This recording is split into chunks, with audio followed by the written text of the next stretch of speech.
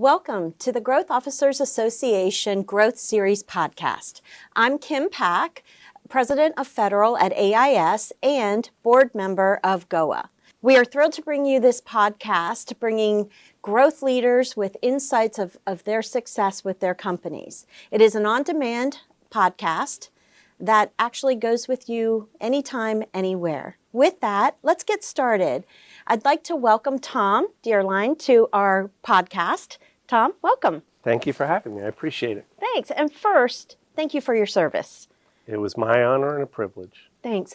So you are the co-founder and CEO of ThunderCat Technology, which started in 2006-ish? 2008. 2008. Yeah, April 1st, 2008. So every time we celebrate our anniversary, we're like, we're no fools, even though we started April 1st. Love it. I think that's great. That's a great part of your culture to bring to that. So, ThunderCat Technologies is SDVOSB, right? Service disabled, veteran-owned small business, really focusing on delivering products and services to the federal government, to educational institutes, and to commercial companies. That's about right. Yeah. We're what was classically called a VAR, evaluated reseller, but also people will say solution provider or systems integrator. We really could fall into any of those definitions, but I've actually always liked the old school. We're a VAR. We resell other people's products, and we focus in and around the data center. We mentioned that we do some services, but we really mostly do install and implementation. We really are a very products-focused company, more so than services. That's great. Yeah. As you're talking about ThunderCat Technologies, can we take a step back and could you give me a little bit, and the audience, a little bit more information about you, your background, and how the company actually got started in 2008? I wish I had a better origin story, but I'll go there. You mentioned my name is Tom Deierlein. I'm one of 9 kids. I'm 8 out of 9. I grew up in White Plains, New York. Very traditional upbringing. When I was 13, I decided I wanted to go to West Point, which sounds young, but when you get to these service academies, you find out that that's fairly typical of folks that go there. I went there, got commissioned in 1989, infantry, airborne, ranger. I went off to the Berlin Brigade. Great assignment. So I missed the first Gulf War. That'll be important to my story. And in 1993, I got out and I started a civilian career in sales, initially with Johnson & Johnson and Ethicon Endosurgery, selling their minimally invasive surgical instruments. Got involved in technology with a company called Parametric Technology. Was part of the first .com with a company called Net Gravity. Banged out my MBA part-time at night at NYU. Went to a pure startup. Grew that from 7 people to 125. And then we sold it to a large marketing services company. 12 years.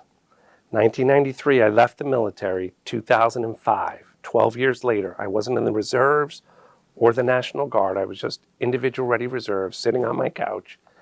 I got called back into service. That's where the story gets interesting. So I went back in. I was called up for a year and a half. The first 6 months were sort of welcome back and training. But I was redesignated from infantry into a group called Civil Affairs, which technically was part of Special Operations Command at the time. And it's like the title says, civilians. Our job is to work with the non-combatants.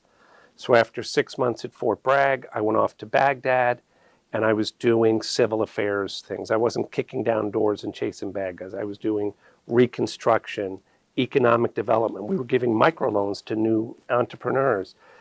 Governance. I was an executive coach for the newly elected government mayor of Sadr City.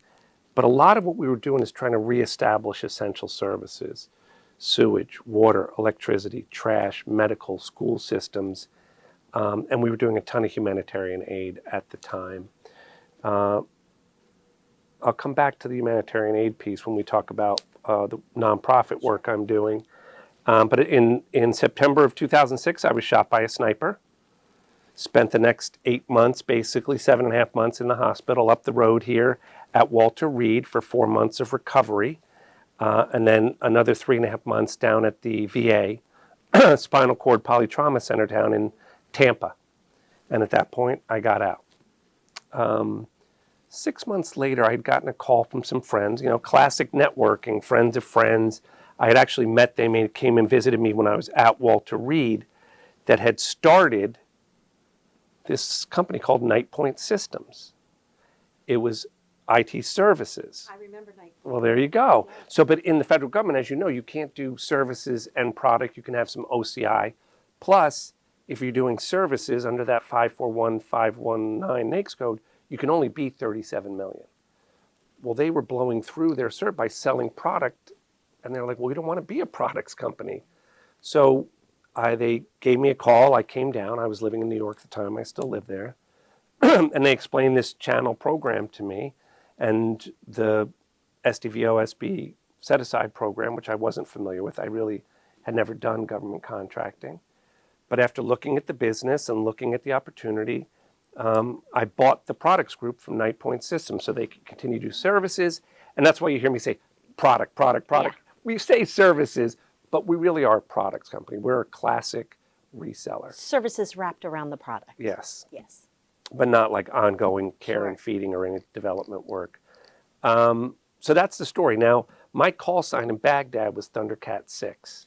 So hence the name ThunderCat Technology. So if you remember the timeline, I graduated high school in 85 and college, ThunderCats was like mid-80s. I wasn't watching the ThunderCat cartoons, but we were all picking feline call sign names. And so my driver's like, what about ThunderCat? I'm like, oh, that sounds good. And then he showed me the logo and it was all over. We stenciled it on our Humvees and ran out the next day as Team ThunderCat. I didn't know 20 years later I'd still be living with the moniker. That's great. I mean, and your call sign stays with you forever, right? That's right. So that's an impressive story all the way around. And one of the things that I was very impressed with are all the awards that you guys are winning, all the partnerships you're working with for those products. And so, you were just recently named one of America's most promising companies. What are some of the strategies that you're using to create this success and to really visibly be shown as, one of the most promising companies in this country? I really think that there's two elements to it. The one is understanding that you're a VAR. So what is the differentiating factors for a VAR? It's hard to differentiate yourself if everyone's reselling Dell or everyone's reselling Palo Alto or everyone's reselling HP, because who you go to market with is who you are. So there is an element to that in terms of our strategy and what we've done. And then you've got operations, but it really is people. And for us, I think the key distinguisher for us very early on was what I erroneously called, and don't do this, I called it the adults only model. Not my best word choice. It's all stars only. And so when we were getting going, we didn't have any money, right? So we almost went on we hired some of our original sales reps on commission only plans. Well, who's going to take a commission only plan at a startup with a cartoon cat name? Well, it's somebody that's confident and knows that they can sell and knows the business. And our first 3 sales reps had each been doing this 10, 15 years, and now they were just going to do it for us. That model has held true today. I literally just met one of our new sales reps for the Air Force. He's been doing it for 15 years. Now he's going to do it for us. So that's both a growth strategy and a differentiating factor. My average engineer is in their mid-40s, mid-30s, mid-40s. We're not down there at Virginia Tech recruiting new folks. These are folks that have been in the trenches, excuse my military analogy, and when they go and they can walk shoulder to shoulder and have been down the path of whatever the challenge or the solution or the problem that our customers and clients and prospects are facing. So I feel like I want to tell you there's some really cool secret sauce. But the secret is our people. It really is. And the way that we go about making sure everyone that we bring in is a fit for us. in our interview process, they have to meet the head of every department. It's not just the hiring manager in HR. We make sure the person is exposed to our entire company and that all of our department leaders are exposed to them. I call it a 360. I learned it from an old boss of mine at Dynamic Logic, Nick Nyan, great guy. Shout out to Nick out there if he's listening. Any no vote is a no. Because the hiring manager is so desperate to fill that empty spot or fill that empty demand, they may make the wrong choice. Or they may say, this person's really, really good for your department, but maybe not necessarily a fit for the company overall. And I've been a part of a lot of startups. I cannot express how important it is, that expression, get the right people on the bus, and then you can figure out where they'll sit. You know, it's funny, a lot of folks in our market really believe that there is a playbook to how you're going to be successful in this market. And in a lot of ways, you know, there's a sales playbook, a BD playbook, the ability to do that. And what I'm hearing is all of your folks already know that playbook. And so when you bring them in, they understand how to do the business. They understand what this means and how to get to the right folks because they have that experience behind them. And is that kind of the idea? No, that's exactly it. And that's why I call it the all-star model, right? Like, for me, I had come over from the commercial side. I really didn't understand the dynamics of channel. Well, let me go hire a guy that's been doing this for 30 years. Yeah. And he knows everybody, and he knows the system, and he knows GovCon, and he knows vehicles, he knows BD. Like, and you build out a team underneath that expertise or experience. Another example, SLED. So you talk about growth strategy. So in 2015, we're looking at the market, we're looking at where we are versus where we want to be. And we sort of decided we really should just still focus on the federal marketplace. There was plenty of white space. We did a gap analysis. Where is the money being spent and where are we capturing it? And we're like, well, holy cow, we're not doing a ton of work with HHS. So we didn't try and figure out a way to penetrate HHS. We just found a rock star sales rep. She's been selling into the HHS for 15, 20 years. We started to talk to her. She started to talk to us. And, you know, we recruited her and, you know, she's still here now. So that was 2015. Then you cut to 3 years later, same thing. We do your classic annual strategy offsites and think through the business. And we decided it was time to look at state, local, and education, SLED, in public sector GovCon speak. I don't know anything about SLED. You know anything about SLED? You know anything about SLED? You know. So what are we going to do? Let's hire somebody that is already running a SLED team or already a top rep, sales rep in SLED. And that's what we did. And that's Kent Stokely. I thank him. Thank you, Ken, if you're watching, because that was our strategy. Hire Kent, who knows SLED, and he's going to build out our SLED practice. That's great. Let's cut to 2019. We finally decided we're going to, put more energy and effort into cloud. We'd sort of been doing fast follower or watching the marketplace. Very services focused. You're like, how does a VAR do cloud? Right. No one really even knew. Well, you know who did? Nick Perez. Our strategy was to hire a cloud expert in government contracting that knew the space, knew the decisions, knew how it worked, and he was going to launch and run our cloud practice. That was our strategy. It's this all-star onlys model. We bring in people 10, 15 years of experience, and now we just ask them to do it for us. So your strategy is really about bringing in strategic hires that know and understand the space that you're moving into and build it organically from there. And that is a great strategy. It's a great model if you can get the right people. And, with all of the success that you have, there are always some challenges. And as you're growing this business, what are some of those challenges you may have faced, with all these new folks coming in? You're building from, brand new perspective, doing VAR work, which is very specific. What are some of the challenges you did face as you started to build and grow your organization? Well, I think that there were some legislative challenges, right? When you're doing business with the government, which I always say is a privilege, not a right. So you have the privilege to do business with the government. But if you do it, you're going to do it in certain ways. And you've got the FAR, and you've got, as a small business, you've got NAICS codes, North American Industry Classification System. And there were some major changes to 541519 by the SBA in 15 that took place in February of 2016. So that was a challenge to us because that was the main NAICS code we were using, and it was the same on SOUP and some of other major GWACs. So finding ways to continue to compete as a VAR when people were trying to move away from that NAICS code has been a challenge. Second, I said people are my strength. People can be a challenge. If you hire someone with certain expectations and they're not meeting those expectations, you sort of have to figure out why. I've heard an expression, again, I was always an entrepreneur, and people are like, hire slow, fire fast. Boy, I really don't like that. I think that's poor leadership.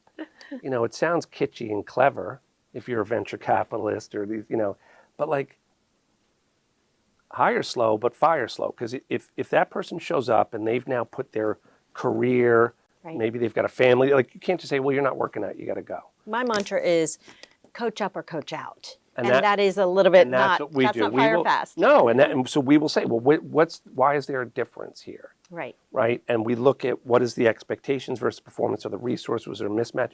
And a lot of times we've had super smart, super talented people show up. And yeah, we have that. We're like, this isn't working out. They're like, yeah, it isn't. Like, well, why? What could we do to make you more successful? Or they're like, you know what? I'm going to go over to company A, or I'm going to go back to my company, you know, the first company I came to, or whatever. That's one set of challenges. The legislative challenges. You know, I had some unique challenges with one of my co-founders. But yeah, there's always going to be bumps, right? Yeah. Like there's a clever chart, and we don't have visuals here today, but right, it's like, here's my growth chart, you know. Yeah. Here's your real growth chart. You know, like, there's all these challenges, there's all these setbacks that you have. Or pivots, maybe not setbacks, Yeah. right? I mean, and yeah, and I mean, especially for startups, we're going to talk about some advice that you Right. might give to people. It's like, you know, take a long, hard look at your business model and make sure that you validate it before you go to market, because people like to pivot now. And, you know, even cloud. Cloud is both an opportunity and a threat. It could be existentially threatening, right? If you sell cars and people start leasing and renting cars, you better get in the leasing and renting business if people stop buying cars. Now, cloud is starting to settle. And there are still plenty of opportunities for private cloud, public, hybrid, on-prem. So it wasn't as existentially threatening as perhaps we thought it was. And the next wave up is AI. People are still trying to figure out what is it, what of it, and how can I really leverage it. Right. Some parallels, but this is even more disruptive than cloud. Absolutely. If you think cloud was disruptive, AI and its capabilities are disruptive and represent strength, weakness, opportunity, and threat. Yeah. So I'm going to pivot a little bit here. I'm going to go to one of my passions and my background, which is acquisition, and from a government perspective. And, you know, to be successful in this market, contract vehicles are everything. And the more money that they throw into the IT arena, the more money that is going on to these vehicles. So you're seeing, you know, an exponential growth on vehicles. I know you are on some of these VAR vehicles, like product vehicles. How are you feeling about that market space itself? No, I would tend to agree. So I have two thoughts on the way that the government acquires things, especially IT, because I think they've been talking about doing an IT VAR, but they've been talking about that for 15 years. So SOUP, Solution for Enterprise-Wide Procurement, we are on that. That's up for recompete. That's 50% of our business. It's right? On a stall. Yeah, or pause. Strategic pause.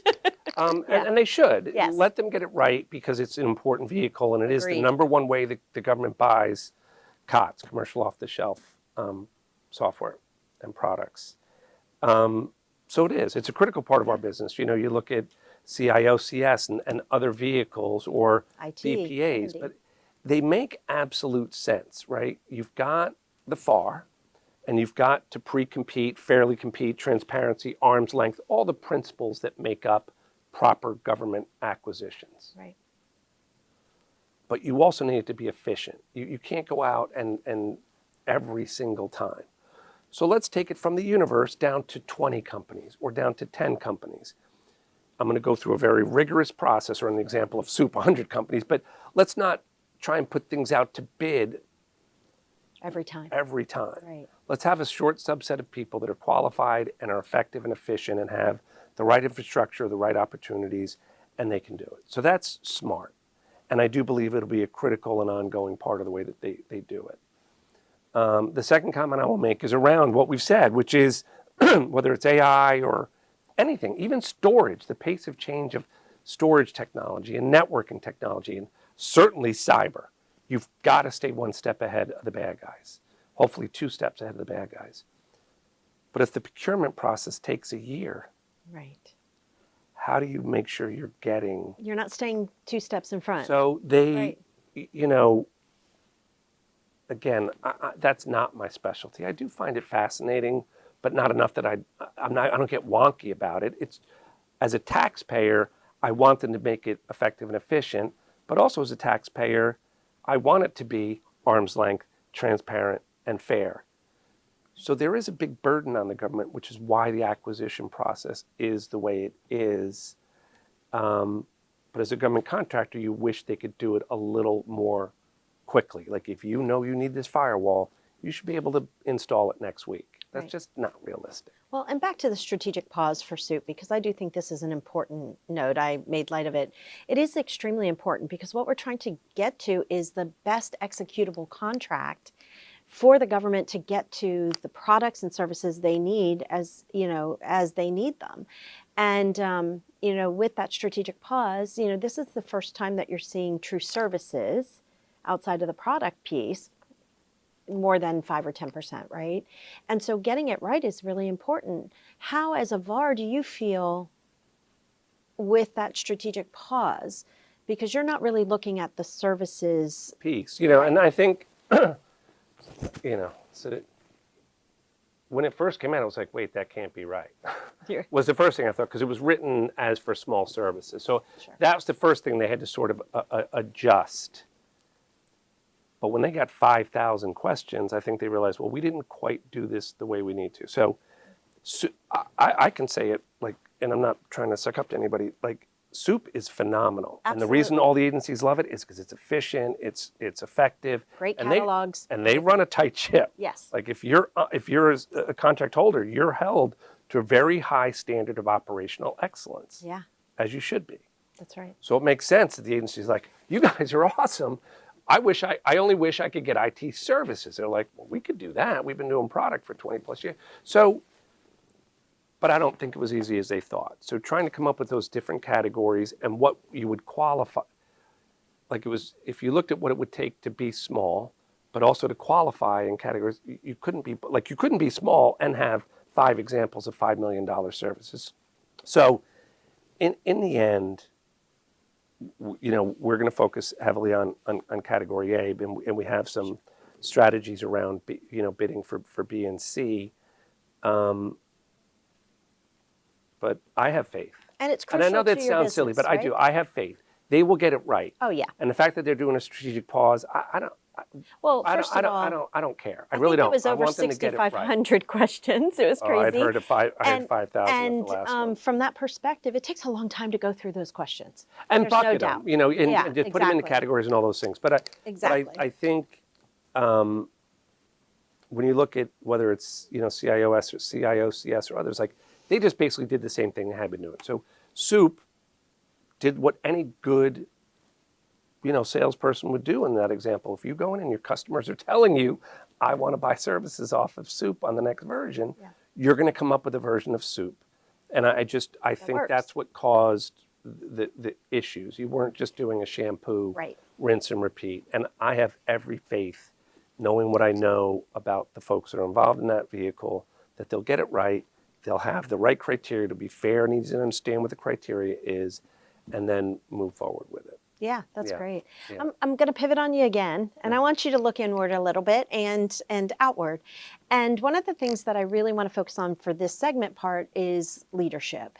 leadership is so important. You talked a lot about how you brought in some of your leadership, but what do you think makes a successful CEO? Yeah, I think it's funny because different people at different parts of my life are like, oh, you'll own your own company one day. You'll always be a CEO. I'm like, I will never be a CEO because everyone's like, CEOs are strategic, right? Like, and big ideas. Like, if people are having a new idea or a big idea meeting, I don't even get invited to that meeting, right? But if they come up with a good idea, I can recognize a good idea. And when they're having the how to make that happen, that meeting doesn't start until I'm in there and I'm probably running it. I've always been a good operator. So look at ThunderCat. I literally resell other people's ideas, and I've got a business model that 10,000 other people have. Right. So I would still say that a good CEO is very strategic. They understand the market. They understand the opportunity. That's a good CEO. Second, they have to set a strategy and a vision. That is something you can't delegate. Right. Although I try to, I send out and take feedback, and I create my strategy using my feedback from the entire company, actually. Sure. Maybe I'll talk about that. And then you hire the right people. So I saw somebody that once said, the job of the CEO is to set the vision, hire the right people, and get out of their way. Well, I would argue delegate and supervise. And then the fourth one is keep money in the bank, right? There's only one reason companies run out of money or go out of business. They run out of money. Yeah. So those are four elements that I think are important. Leadership, right? We can go down that path, but a CEO is someone that has vision, gets the right people involved, executes and gets them the resources they need to be successful. And do you think, so looking back at when you started in 2008 to today, there's been scale, right? I mean, you've definitely grown a ton. Have you had to change your leadership style at all during that time to make sure that you're working with the company as it's scaling? Yeah, I think one of my business partners, one of the co-founders was a guy named Keith McMeans, and his style was very different than mine. Like, I come from military, like 10 rules of success, 5 paths to, nirvana, like, holding people accountable, having very specific things. And his style was a little more of the all-stars only. Like, bring people in that know what they're doing, make sure they do it. But that was the birth of the results-only work environment. And so in the first 5 years, I had to sort of undergo a complete different approach to the way that I was used to. I would say mine was more of a management style. It was very focused on activities and steps and outcomes. Now we're a results-only work environment. I work with priorities, SMART goals. The last 8 years, we've really driven the company by stating what our clear priorities are and SMART goals. And that would be one of the advice for anybody here. If you take away one tool that you can use, whether you're managing 3 people or 3,000, SMART goals: specific, measurable, aligned, realistic, and timed. SMART, SMART goals. We revisit our SMART goals twice a year and we restate them. The other thing is you do have to circle back and say, we made it or we didn't. Right. And so you have to be honest about what your performance is. So that's the first thing, is that I've definitely had to learn to let people do their job. Second, a servant leader. I think in the military, you're out there, you're leading, you're setting mission statements, commander's intent. But over the last 10 years, I've definitely embraced I work for you. You know what you're doing. My job is to get you the resources you need to be successful. I give you challenges, I give you opportunities, and I give you resources to be successful. And I guess the last thing is delegation. Like, as you scale, you're doing less and less. You just are. And instead, you're making sure that you're setting doing different things. You're setting clear priorities, That's right. that you're setting SMART goals, that you're making sure that people have the right resources. Right. And from that perspective also, I don't get a chance to interact with every single person is, if you look at my career, I always went to smaller and smaller and smaller organizations. And now that we're at 140, I'm like, some days I wish we were back to 50. Right. But that's not how you grow. Yes, and if you're not growing, you're dying. So we have So, to make sure yeah. that, as a former CEO, I totally agree with you that that whole idea of servant leadership and supporting your organization, making sure they have what they need to be successful is truly important. But one thing I didn't hear, and I know just looking at you and hearing everything about you, being genuine in what you're doing and where you are. You specifically said, well, I'm not the guy that's coming up with the strategy, but you put it in front of me and I know it's going to work and I know how to make it work, right?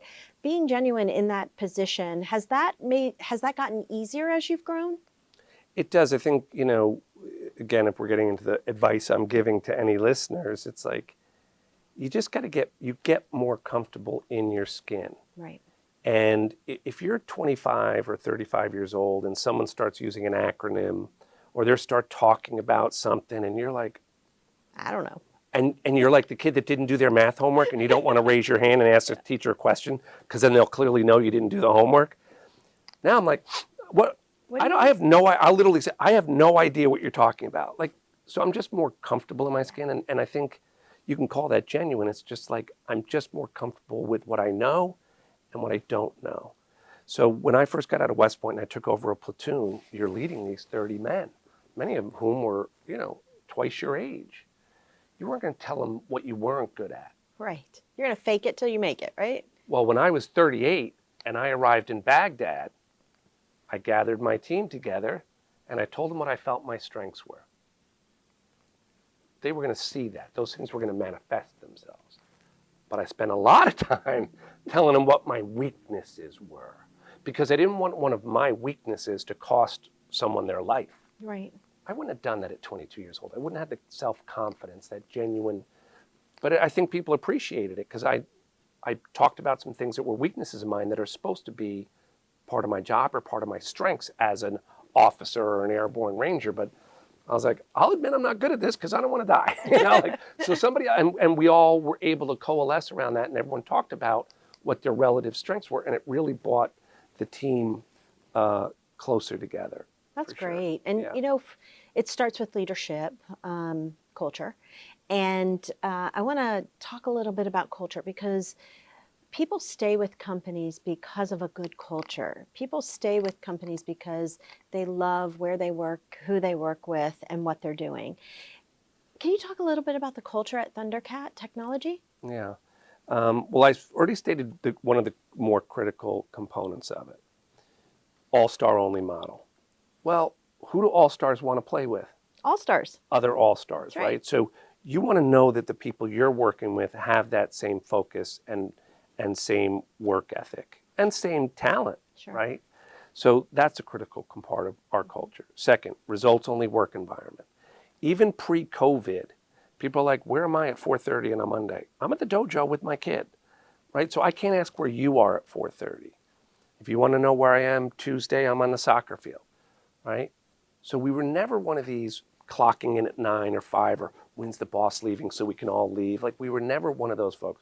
But we were, you got to be a professional. You got to get your work done. And I don't care if you're on Myrtle Beach or Sunrise Valley Road, right? Like, right. So the results-only work environment is a part of it. The challenge that I'm facing in the fourth part of the culture, well, the fourth part of the culture is values and character. When we talk about leadership, it starts with what are your values, and ours are TCAT, trusted, committed, accountable, and talented. Those are the values, and we talk about them, and they're more than just something that we post on the wall of the headquarters. We talk about the decisions we make that's supported by our values.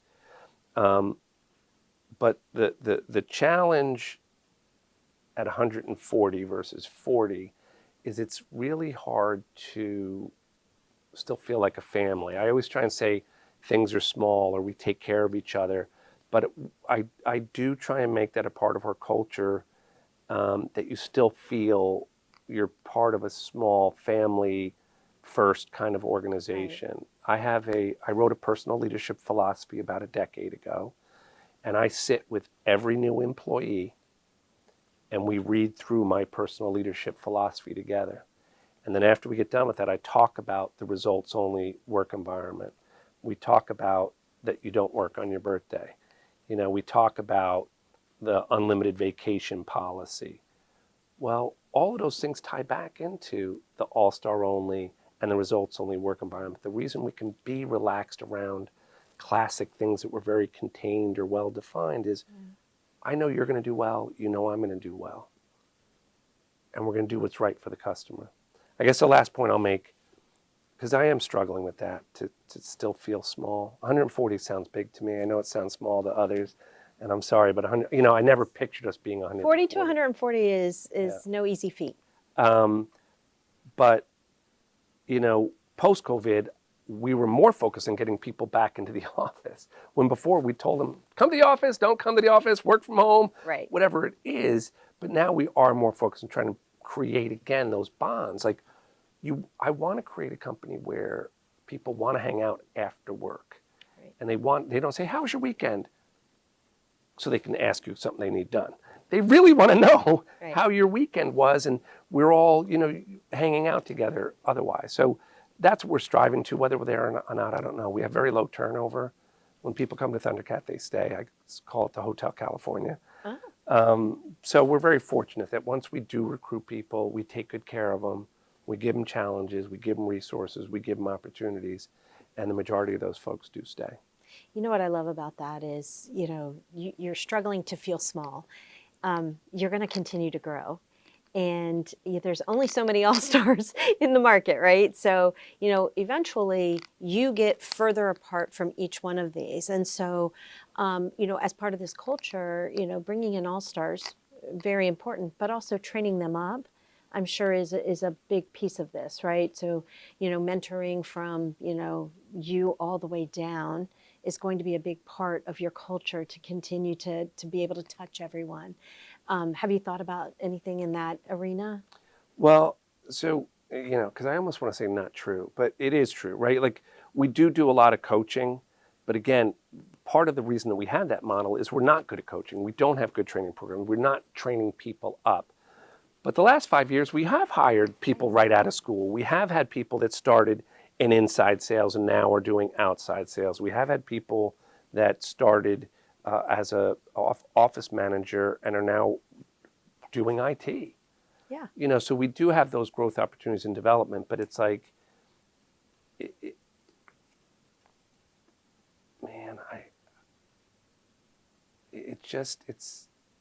really get your job done. I wish I could say like we really are good at coaching and mentoring. Now, what I will tell you is that anyone that's going to lead even one other person, I make them attend an Academy Leadership Excellence course. It's a 3-day program that's followed up with executive coaching. And in there that you write your own personal leadership philosophy and you do basics, communication, theories of motivation, coaching. So I make sure that everyone that is going to lead even just one other person, I know has gone through a program that I myself have gone through, and that they're gonna put those things in practice so that we're all using the same leadership language, if you will. Yep. So from that perspective, I don't want to just hand employees over to somebody because they were good at their previous job. Leadership is a very, very different job. So I always want to make sure those folks have been developed and trained on how to be a good leader, because it's a different set of activities and skills. Yeah, I love that. That's great. Yeah. One of the things you said at the beginning of our conversation was really around, I take what others have created and I sell it, right? You guys actually, and implement it. And, innovation is the buzzword of the decade for the federal government, for the government, for educational institutes, and for commercial, right? I mean, innovation is where we bring in that surprise to the customer, bringing them something they weren't expecting that's going to bring them cost savings and efficiencies, all of those great things. How have you dealt with innovation from your perspective? You are selling other folks innovation, but what have you had to do within your own company around innovation? So I'll talk about 3 elements. I'll start with what we just ended up talking about, which is leadership. So I used to do these leadership workshops, and I've written a LinkedIn article if people want to look it up, but it's the 11 Principles of Leadership from the United States Army, 1946. If you go to boot camp tomorrow, it's those same 11 principles. That's how well written and well thought of they were. So when I used to do these leadership workshops, now we're going back a decade, I'd say to people, try and come up with a 12th. You can't. If you do, I'll buy you a steak dinner. Guy comes in the second day of the workshop, he goes, innovation. And it wasn't one of the 11 principles of great leadership. And I was like, So I do believe that's true. I think great leaders, right, set the example, seek responsibility, take accountability, lead their team, all those 11 great things. But I believe there is a 12th, and it's innovation, and innovate to improve your organization, improve the lives of your subordinates or people that are working with you. In terms of technology, it's being a VAR is easy and hard, but your entire job is to look at innovations to make sure that you're bringing to your customers the latest, greatest to, in government speak, support their mission or enable operations or whatever term you want to use. But you really just have to focus on watching the marketplace, because if you have talented engineers, talented salespeople, my all-stars, they'll recognize a great innovation. Right. And then they'll bring it in and say, we need to start selling this, or we need to go get educated. We need to go get certifications on this. We need to educate ourselves and others on this innovation. So that's easy, because we don't have to come up with the innovation. Right. We just have to recognize it. Let's go to the third bucket. Sure. Just like everyone else, we're running a business, and we're trying to find a way to be more effective, more efficient, figuring out where we can deploy AI in our business. But people, right, processes and platforms. The innovation right now is mostly going to be around those platforms. Sure. So we ourselves are trying to innovate, because we're only allowed to be 150 people, and I'm 140. So to your point, how do I grow without adding more people? The way you're going to do that is through innovation. AI is this giant catchphrase, and I'm falling for it too. I'm like, I'm hoping AI can help me do what? Right. I don't know what that is, but I encourage everyone in my company to look for opportunities for us to automate or leverage machine learning, artificial intelligence to take repetitive tasks so that we can deploy that person to do something that leads to bigger growth. All right. Well, so Tom, one of the things that I find really intriguing about your background and what you've done in the past is what you give back to the community. Could you tell us a little bit about your organization, the TD Foundation? So when I was thank you for asking. I'd love to share some things about that. So the TD Foundation is short for Tom Deierlein Foundation. I'll get back to why that's the name of it, because it is a public nonprofit. It's not like private. When I was in Baghdad, one of the main missions of civil affairs is humanitarian aid. So back when I was in the digital media industry, people from the digital media industry were shipping me children's vitamins, like Flintstones chewables, literally, Beanie Babies, soccer balls, clothes, shoes, because I was managing Sadr City, which was a just giant slum of 2 million people living in squalor in the worst possible conditions you can imagine. So I was doing humanitarian aid. When I got shot, it was right when they were getting ready to do a fundraiser for me, and we raised like $20,000. And all the checks were made out to the Tom Deierlein Foundation. I'm like, all right, I got to open up a checking account. Tom Deierlein. So we put in all those things, and we began to continue those efforts, even though I wasn't boots on ground in Baghdad. And so over the next 5 years, we probably did about 50 life-saving surgeries. Wow. Bringing Kids out of Afghanistan and Iraq to Jordan, or even all the way back west, to get them life-saving surgeries and then bring them back in country. We did a lot of school supplies. We did a lot of children's vitamins, and we did a ton of clothes. And that's the way the organization started. But as we started to scale down operations, and fewer U.S. personnel and even State Department personnel were there, and friends of mine were like, well, what about here in the States? I'm like, here in the States? What, are you kidding me? They're like, no, it's bad. It's bad. There is significant demand. So in 2013, we pivoted the mission. And the mission of the Tom Deierlein Foundation, known as TD Foundation, is to provide aid to the children of wounded warriors and fallen heroes. We help American veterans that are in crisis. And that's what we do. We're in the center of a network of other nonprofits that are veteran focused. Right. And if there's a wounded warrior or a Gold Star family, meaning they lost a parent in combat, and children under 18 in the house, we will provide them aid. We're all volunteer, so we don't have like vetting, we don't have caseworkers. Like, we work with CODA Support here, they're local here. We work with SOCOM Care Coalition. We work with America's Warrior Partnership, Elizabeth Dole. We've sponsored Gold Star Teens here at Boulder Crest down the road. They fund the cases. They look and vet and make sure the DD-214, that it's legit, it's not a scam or fraud. But then we fund these cases, and we do a lot of mortgages to prevent homelessness. We pay a lot of rent to prevent homelessness. We do a lot of medical bills that TRICARE and others won't pay. We've paid for a cheerleading camp, right? There's positive things too. Like a girl's she was a seventh grade girl, 12 girls on the cheer squad, 11 could afford the $2,000 to fly down to Orlando to go to cheer camp for a week. Her parents, who were living just at or below the poverty level, couldn't. So we sponsored that. That's great. But we do anything, again, it's just like equine therapy. People food or shelter insecure. We do a lot of medical reimbursements that people won't pay for, like equine therapy. Right. You have a suicidal teen. We have a young lady with eating disorders, and TRICARE and others won't pay for her to go. They would pay for her to go inpatient, but they wouldn't pay for the 12 follow-up sessions. Well, TD Foundation stepped in and paid for those 12 follow-up.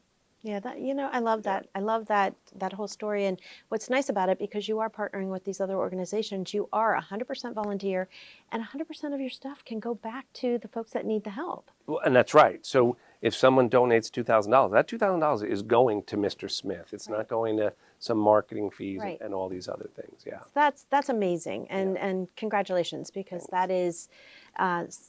You've got to be so excited about all the work that you get to do because of this foundation, and it's huge. But it's frustrating too in that, so I'll make an ask of the folks listening, which is, we help about 100 families a year. We do a couple golf outings and a gala. We raise about $300,000 a year.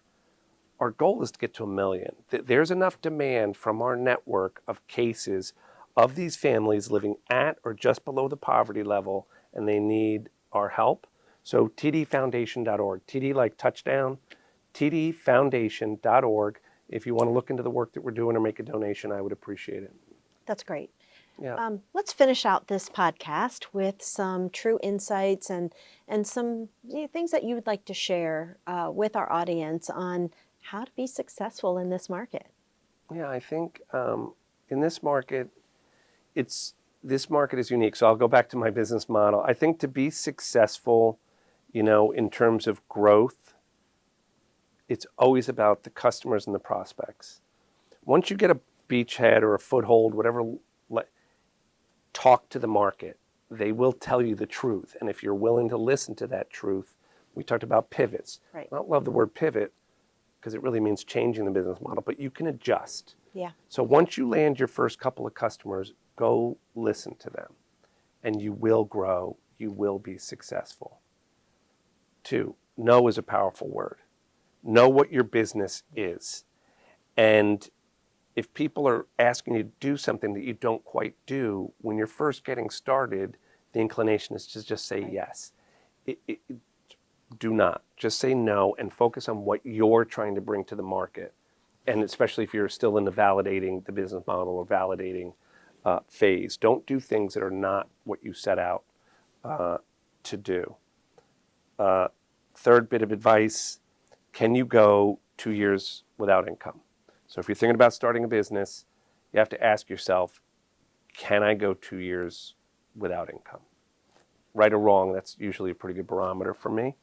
And then last, if you're married, does your spouse support your entrepreneurial efforts? Because if you can't go 2 years without pay, and if your spouse doesn't support this entrepreneurial endeavor, you should take a look at it. In terms of my growth advice for this market is don't try to figure it out. People come to me all the time. Oh, we're very successful in commercial, or hey, I'm thinking about moving into GovCon. I go, great. You can stumble and stagger around for 2 or 3 years and you still don't know what you're doing. Or hire somebody that's already been doing it and just pay them to do it for you. If you were going to go launch a business in Japan, you wouldn't hire somebody from South Carolina to fly to Tokyo and launch your business. You'd find somebody in Tokyo. If you were trying to launch a business in Brazil, you wouldn't take somebody from Kentucky and fly them down to Rio. You'd find somebody in Rio that's been selling a product like yours or similar and get them to launch your business. So if you want to be successful in government contracting, go find somebody that's been selling a similar product, similar service, and just convince them to join you on your journey to become a government contractor. Thank you. Tom, thank you so much for being here. This has been great. Appreciate your time, and that's a wrap. Thank you for listening to the Growth Officers Association Growth Series podcast.